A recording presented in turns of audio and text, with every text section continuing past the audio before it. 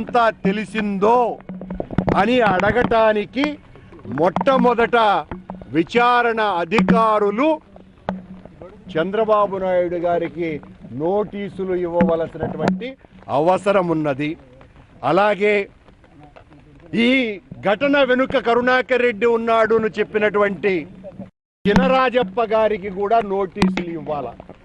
ఇచ్చి ఉంటే ఈ విచారణ చాలా నిష్పాక్షికంగా జరుగుతోంది అనేటువంటి భావన మొత్తం ప్రపంచానికి వెళ్ళి ఉండేది.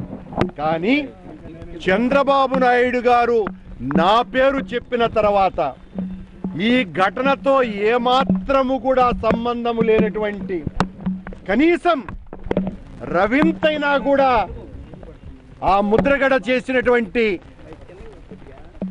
కాపు ఉద్యమానికి కేవలం నైతిక మద్దతు ఇచ్చినందుకు మేము కారణము అనని మా పైన నెపం వేసి అక్కడ దుండగులు ఎవరో కాల్చినందుకు వాళ్ళకెవరికి కూడా నోటీసులు వెళ్లకుండా నాకు మాత్రమే నోటీసులు వెళ్ళాయి. వినండి, నోటీసులు వెళ్ళాయి అంటే ఇది చంద్రబాబు గారి కుట్ర తప్ప మరింకొకటి కాదు. మొట్టమొదట చంద్రబాబు గారికి నోటీసులు ఇచ్చి పోలీసు అధికారులు తమ నిష్పాక్షికతను చాటుకోవాల్సిందిగా డిమాండ్ చేస్తున్నా. ఈ ఘటనతో నాకు ఏ రకమైనటువంటి సంబంధము లేదు.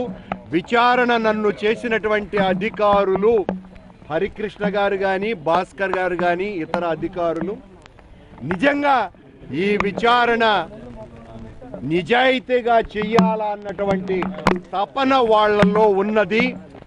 ఆ తపన వాళ్ళల్లో ఉన్నటువంటి నిజాయితీ నాకు కనపడ్డది. కానీ ముఖ్యమంత్రి చంద్రబాబు ఎప్పుడైతే నా పేరు చెప్పాడో ఈ విచారణ నిష్పాక్షికతను కోల్పోయింది.